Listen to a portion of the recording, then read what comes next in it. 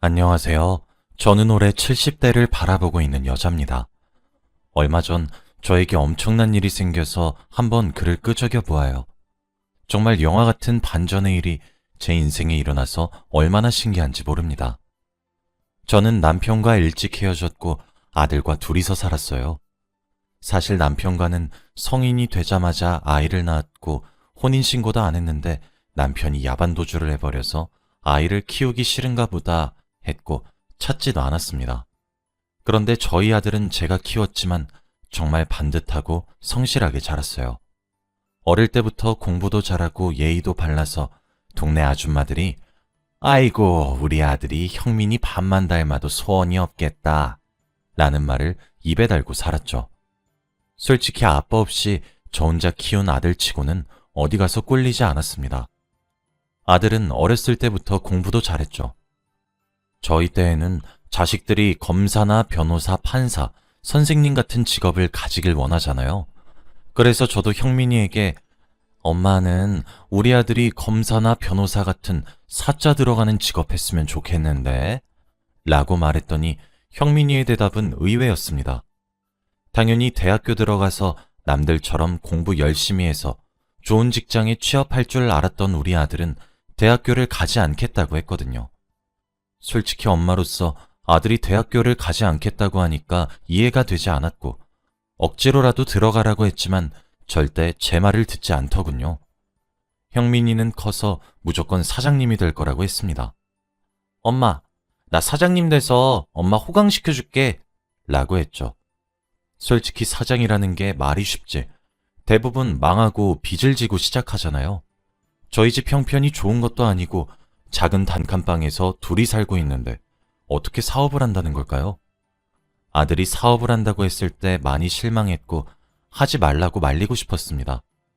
아들은 사업 준비를 하면서 실패도 많이 했고 사기도 많이 당했어요. 아직 어려서 그런지 세상을 잘 몰랐고 돈이 없으니까 빌리고 다닐 수밖에 없었거든요. 그렇게 빚이 점점 쌓여만 가는데 사업은 그만둘 생각이 없어 보이니까 너무 답답하고 지금이라도 공무원 시험을 준비하라고 했습니다. 그치만 형민이의 마음은 제가 돌릴 수 없었고 결국 형민이는 사업을 아주 많이 실패했어요.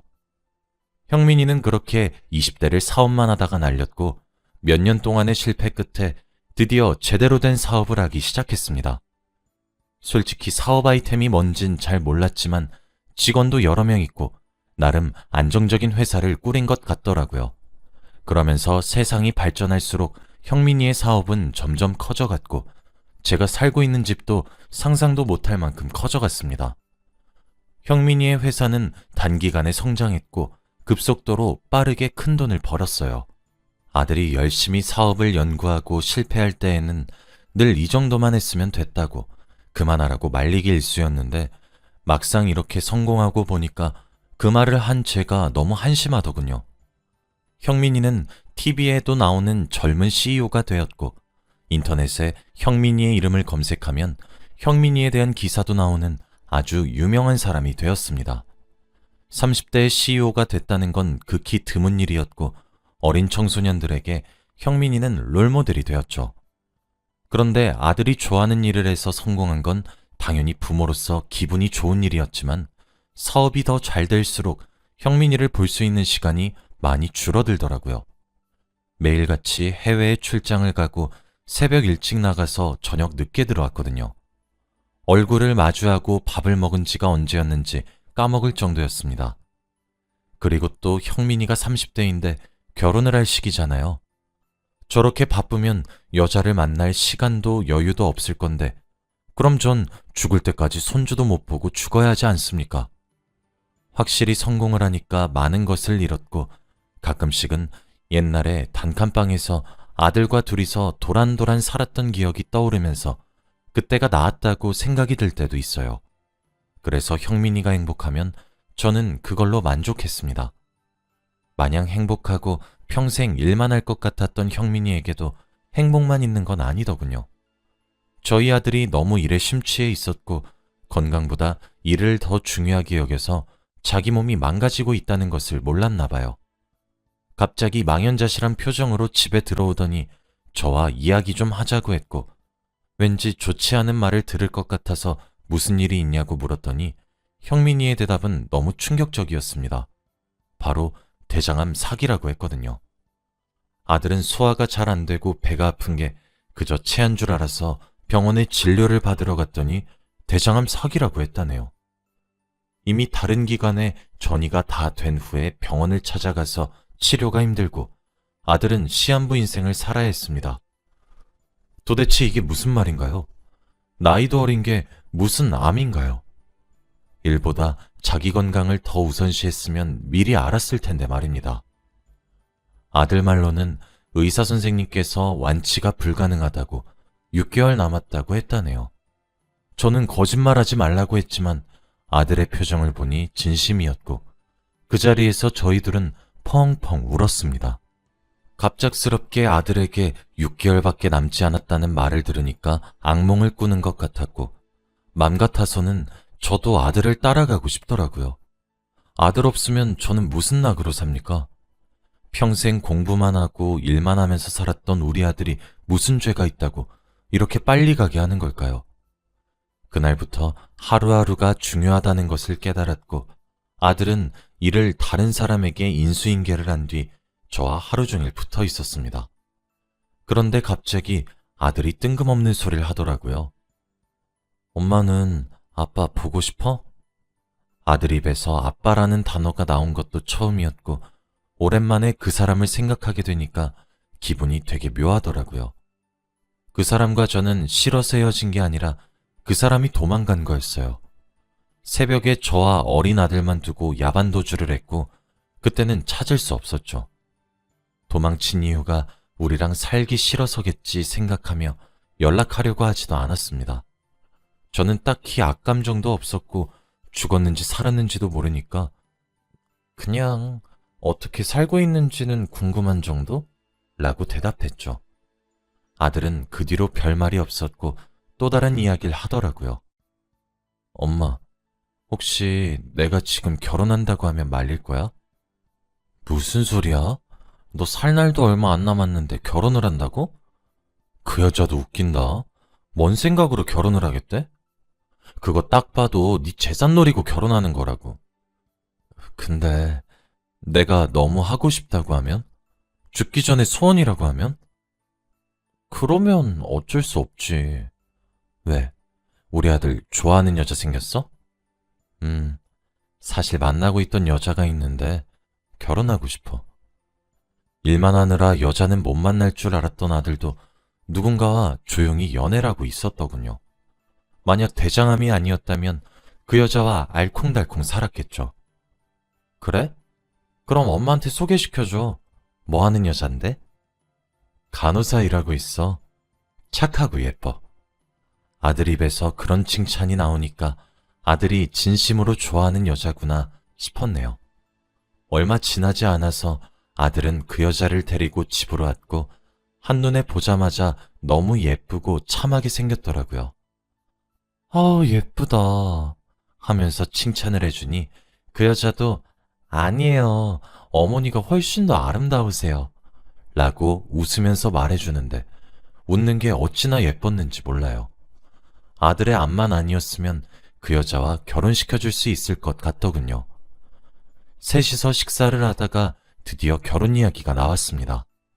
그 여자와 아들은 연애한 지 2년째라고 했고 여자의 부모님도 저처럼 시한부 남자와 결혼을 해서 뭘 얻겠다고 하지 말라고 했대요. 그 여자와 아들은 연애한 지 2년째라고 했고 여자의 부모님도 저처럼 시한부 남자와 결혼해서 뭘 얻겠다고 하지 말라고 했대요. 그런데 그 여자는 평생 형민 씨 아내로 남고 싶어요 라고 하며 절실하더라고요. 저는 절대 안 된다고 결혼하면 무조건 후회할 거라고 하니 그 여자와 형민이 둘 다 하고 싶다고 같이 살고 싶다고 하더라고요. 엄마, 나 하루라도 일찍 결혼해서 우리 민진이랑 행복하게 살다가 가고 싶어. 내 마지막 소원이야. 어? 빨리 허락해줘야 빨리 결혼하고 하루라도 더 살다가 가지. 형민이의 말을 들으니까 또 그런 것 같기도 했고 아들이 마지막 소원이라고 하는데 제가 반대할 수 있겠나요?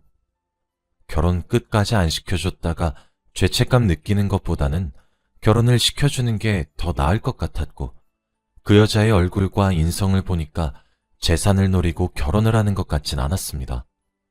제가 허락하자마자 그들은 바로 혼인신고를 하러 갔고, 얼마 지나지 않아 바로 결혼식을 올렸죠. 하루가 급한 부부다 보니 뭐든지 속전속결로 진행했고, 신혼여행까지 다 갔다 왔습니다. 아들은 며느리를 만나고 나서 얼굴에 생기가 돌았고 행복해 보이더라고요. 그치만 아들에게는 살 수 있는 날이 한 달 정도밖에 남지 않았어요. 아들의 몸은 점점 더 말라갔고 다크서클도 잔뜩 내려왔습니다. 그리고 한 달 남았을 때 영정사진을 찍으러 갔어요. 며느리와 저, 그리고 아들은 사진관에 가서 아들의 영정사진을 찍는데 눈물이 너무 많이 나더라고요. 누가 저보다 아들이 먼저 갈 줄 알았겠나요? 저와 며느리는 그 자리에서 두루마리 휴지 하나를 다 쓰고 나왔습니다. 아들은 왜 계속 우냐고, 나 지금 죽냐고 했지만 하나밖에 없는 자식이 죽는다고 하니까 너무 마음이 아프더군요.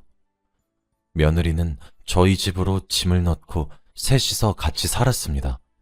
그런데 너무 싹싹하고 일도 잘해서 너무 예쁜 거 있죠? 아들이 어떻게 이런 복덩이를 데리고 왔나 싶을 정도로 너무 마음에 들었습니다. 아들과 늘 같이 있어주고 아들을 위해서라면 뭐든지 다 했어요. 그런데 아들은 자신의 죽음을 얼마 남기지 않고 갑자기 사라졌습니다. 정말 소리소문도 없이 사라졌어요. 처음엔 며느리와 여행을 갔나 싶었지만 며느리도 모른다고 했고 아무도 아들의 행방을 모르니까 너무 두렵더라고요. 그리고 아들은 마지막 날까지 돌아오지 않았습니다. 제가 생각했을 때에는 아들이 일부러 죽는 모습을 저희에게 보여주고 싶지 않아서 혼자 조용한 곳에서 생을 마감했을 거라고 생각해 경찰서에 신고하지도 않았어요. 혼자만의 시간이 중요하니까 저희에게 소리 소문도 없이 사라졌다고 생각했거든요. 그런데 며느리는 저에게 다가와서 어머니, 우리 형민 씨 시체는 없어도 장례식이라도 치르는 건 어때요? 라고 했고 어디서 뭐라고 있는진 모르지만 그래도 형민이의 마지막 날에서 한 달 가까이 지난 시점이었기 때문에 무조건 죽었다고 생각했고 장례식을 치렀어요. 아들의 시신도 못 보고 보낸 건 너무 슬프지만 어머니에게 시신을 보여주고 싶지 않은 아들의 마음을 이해하려고 했습니다. 그렇게 집에는 아들 없이 저와 며느리 둘이서 살았어요. 며느리는 삶에 의욕이 없는지 하루 종일 TV만 보거나 침대에 누워있기만 했고 백화점에 쇼핑을 잔뜩 하고 들어오곤 했죠. 솔직히 너무 과소비고 다 필요 없는 물건이라서 이렇게까지 해야 하나 싶었지만 그래도 남편 잃은 아내의 마음은 제가 알 수 없으니 아무 말 하지 않았어요. 그런데 얼마 뒤 충격적인 것을 발견하고 말았습니다. 바로 며느리의 휴대폰 문자 내용을 보고 말았거든요. 원래 제가 며느리 방에 잘 안 들어가는데 그날따라 아들 사진이 보고 싶어서 영정사진을 가지러 들어갔습니다. 그리고 그때 화장대 위에 올려져 있던 며느리의 휴대폰에서 알림 소리가 들렸고 저는 무의식적으로 봐버렸죠. 그런데 대화 내용은 아주 충격적이었습니다. 평범한 여자의 대화라고는 도저히 이해할 수 없는 말들 투성이. 저는 그게 무슨 말인가 싶어서 저도 모르게 문자 내용을 확인했어요. 그런데 그 사람과 나누던 대화를 보고 너무 놀랐어요. 축의금도 받을 수 있고 부조금도 받을 수 있고 이게 웬 떡이냐? 야, 그리고 우리 남편 돈 많아서 이제 그 돈 나 상속받으면 우리 아들이랑 행복하게 살 수 있어. 저는 며느리의 이중적인 모습에 놀랐고 당장 대화 내용을 증거로 남겼습니다. 그런데 그때 며느리가 화장실에서 나오면서 자신의 휴대폰을 들고 있는 저를 보고 어머니, 지금 뭐 하시는 거예요? 라고 하더군요. 너 이거 뭐니? 너 우리한테 거짓말한 거니? 어머니, 제가 시한부 남편이랑 결혼을 왜 해요? 이제 다 보셨으니 어쩔 수 없네요. 맞아요. 저 사실 간호사 아니고 술집에서 일하는 여자예요. 그리고 아들도 있어요. 술집에서 만난 남자한테서 낳은 아이라 아빠는 몰라요. 뭐야? 이게 무슨 말이야, 너? 어머니, 저한테 뭐라고 하셨어요? 저 형민 씨한테 재산 물려받아서 어머니 저한테 잘 보이셔야 할 텐데. 옛날처럼 단칸방으로 들어가고 싶으세요? 이 집에서 계속 살고 싶으면 그냥 조용히 계세요. 착하고 예쁜 며느리는 아들의 재산을 노리고 접근한 여자였고, 바보 같은 아들은 그런 여자를 믿고 결혼까지 한 겁니다. 너무 분하고 억울했고, 우리 아들이 너무 불쌍해서 어찌해야 할지 모르겠더군요. 이미 둘은 혼인신고까지 한 상태라 당연히 재산을 자기 아내한테 남겼을 텐데, 그리고 아이까지 있다뇨. 그 사실을 당당하게 말하는 며느리가 더 어이없었습니다. 제가 며느리의 비밀을 알아도 아무것도 못하는 사실을 며느리도 아니까 그때부터 저를 막대하기 시작하더라고요. 이 집의 주인은 자기인 것처럼 행동하면서 저를 가정부 취급했습니다. 저희 집에서 일하던 가정부들은 다 쫓아냈고 저보고 밥해라 청소해라 하더군요. 그리고 아들이 좋아하던 인테리어들도 전부 다 자기 취향대로 다 바꿨습니다. 이뿐만이 아니었어요. 며느리는 남자까지 집으로 들였습니다. 정말 이런 광경을 보고도 제가 여기서 살아야 하나요? 당장이라도 이 집에서 뛰쳐나갈 궁리만 하고 있던 어느 날, 누군가 저희 집에 찾아왔습니다. 바로 아들 담당 변호사였는데 아마 재산 상속 때문에 오신 것 같더라고요. 그때 집에 있던 며느리는 변호사가 온 것을 알고 기분 좋게 뛰어나갔습니다. 대표님이 돌아가시기 전에 남기신 게 있습니다. 라고 했죠. 변호사님은 며느리에게 한 장, 저에게 한 장씩 흰 봉투를 주더라고요. 며느리는 좋아라며 흰 봉투를 열었고 거기에는 죽기 전에 아들이 남기고 간 편지가 있었습니다. 그런데 며느리에게 남긴 편지에는 김민진, 그동안 재밌었지? 이제 네 시간은 끝났어. 그리고 내가 너 돈 빼내서 네 아들한테 보낸 거 모를 줄 아니? 그리고 너 간호사도 아니잖아. 내가 그런 정보도 없이 너랑 결혼했을 것 같아? 내 재산이 다 네 건 줄 알았겠지만 웃기지 마. 곧 찾아갈게. 라고 쓰여 있었어요. 며느리는 편지를 읽고 당황하면서 손과 눈이 떨렸고 저는 얼른 제 편지지를 열어보았습니다. 엄마, 나야, 형민이. 내가 말도 없이 사라져서 너무 놀랐지? 잠깐 혼자만의 시간이 필요했어. 그동안 고생 많았어. 걱정 마, 곧 돌아올게. 그때 입구에서 누군가 들어왔고 바로 아들이었어요. 아들은 몇 년 전 모습 그대로였고 더 잘생겨졌더라고요. 며느리는 성큼성큼 걸어오는 아들을 보고는 너무 놀라서 입을 막았고 저는 아무 말도 안 나왔어요. 제가 꿈을 꾸는 것만 같았고 왜 죽은 아들이 멀쩡히 살아서 돌아오는지 궁금했습니다. 그리고 아들은 그 자리에서 경찰서에 전화를 해서 며느리를 체포해 갔죠. 순식간에 일어난 일이라 상황 파악이 되지 않아서 당황해하고 있는데 그때 현관문에서 낯익은 한 사람이 들어오더라고요. 기억을 더듬다가 드디어 알아냈는데 바로 몇십 년 전 도망간 남편이었습니다. 너무 오랜만에 만난 그는 외모가 많이 늙어 있었고 힘들어 보였죠. 그래서 아들에게 이게 무슨 일인지 당장 설명해 달라고 했습니다. 아들의 말은 정말 충격적이었어요. 아들은 죽은 게 아니라 해외로 간 거였대요. 그리고 더 놀라운 사실 하나가 있습니다.